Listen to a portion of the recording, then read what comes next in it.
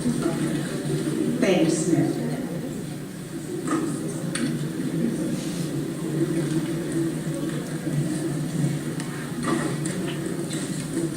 Good afternoon, ladies and gentlemen. We're here today. First, I would like to thank you for inviting me in here. I would like to thank all of you for inviting me in here today, and thank you for the wonderful lunch. It was delicious. Thank you for all the staff that works here. Thank you for Sophie for inviting me. And allow me to introduce myself. My name is Nicholas Saucier. I'm originally from Bristol, Connecticut. I now live in East Hampton, moved there middle of the summer. I was in the Army from September of 2006 to January 29th of 2011. I was in Afghanistan, Kandahar province, particularly the Arghandab River Valley and the Shawalikot districts in Kandahar. And that's a brief introduction, and I'll more tell you about how I got to where I am today. Before I do that, I would also like to really thank from the bottom of my heart for any veterans of any conflict or during peacetime here today. If you could, please recognize yourself. If you weren't here doing what you were doing, I wouldn't have this opportunity or be able to raise my family.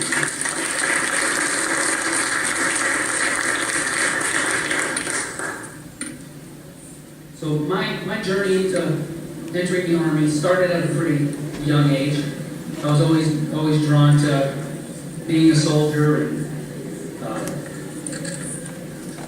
running around, playing in the woods, all kinds of stuff like that. It was really appealing to me, and decided pretty early on that I wanted to be in the Army. A big influence on that was my father, Jeffrey, in the back here. He was in Department of Corrections for 20 years. I always looked up to him and saw him as a brave man fighting on the front lines. On a different set of front lines, but fighting nonetheless. My grandfather, Albert, who passed away in 2010, was also in the infantry, U.S. Army. He was in the 28th Infantry Regiment. He was also a policeman in Plainville, Connecticut, where he resided his entire life, as well as Florida.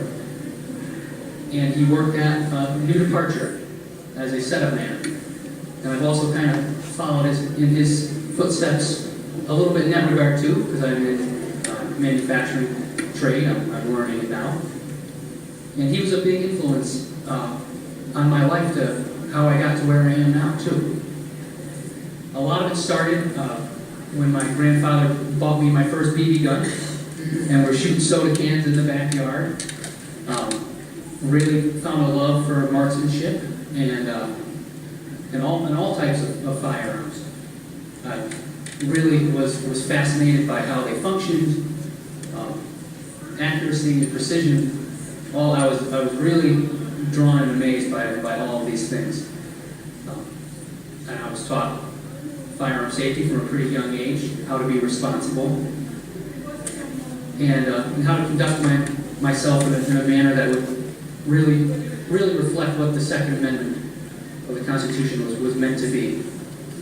And I've held that close ever since.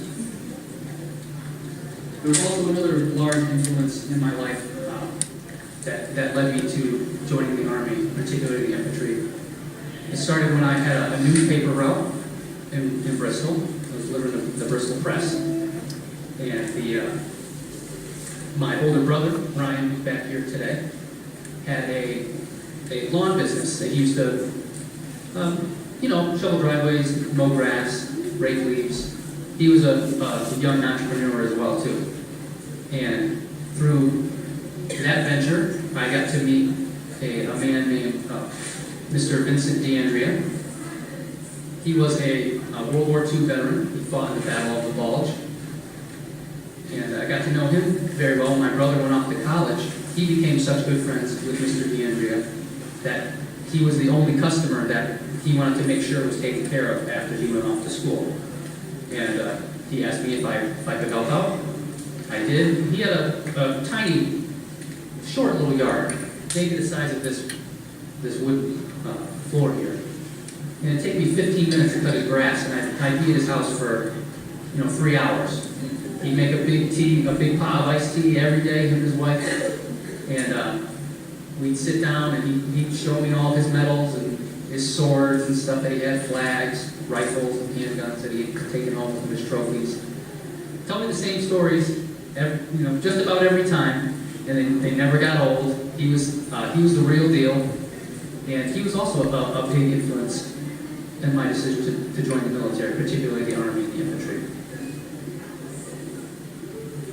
One of my goals as a child, before really focusing on what I wanted to do after high school and other stuff like that, one of my biggest goals, I wanted to be a U.S. Army sniper.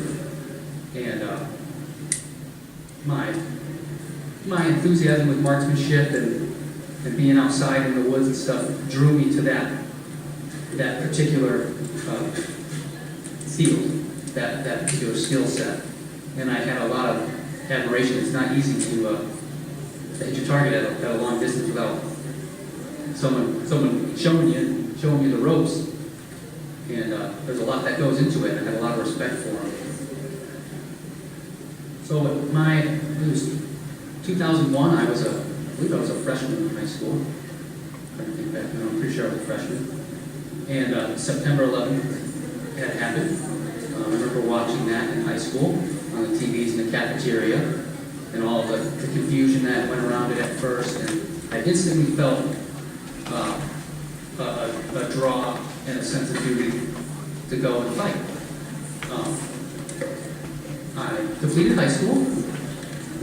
I joined the Army. At that point, I put more thought to, besides just going and fighting, why I wanted to join the Army. I did it because I didn't want to go into debt for my education.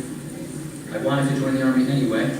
It was a win-win situation. And I also wanted to utilize the VA loans that they offer. I watched my uncle use that program. He was a Navy veteran on the USS Saratoga. And my grandfather had also used the VA loan program to purchase some of his homes. And always avoided debt. He taught me that from a pretty young age, and I thought it was an all-around win-win for me to go in and with that type of approach. And graduated high school, decided to enlist. I had some minor complications. Had to get a surgery done before I could join. And I graduated in 2005, wound up enlisting in September of 2006.